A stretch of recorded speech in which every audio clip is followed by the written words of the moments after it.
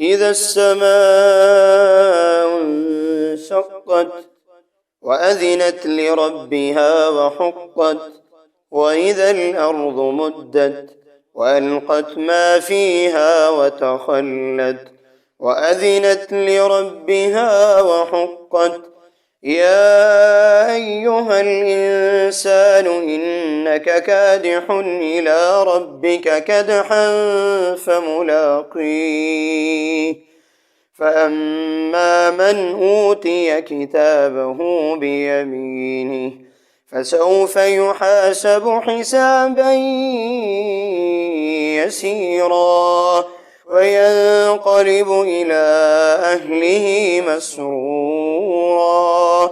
وأما من أوتي كتابه وراء ظهره فسوف يدعو ثبورا ويصلى سعيرا إنه كان في أهله مسرورا إنه ظن أن لن يحور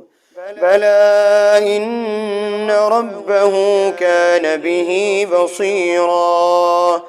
فلا أقسم بالشفق والليل وما وسق والقمر إذا اتسق لتركبن طبقا عن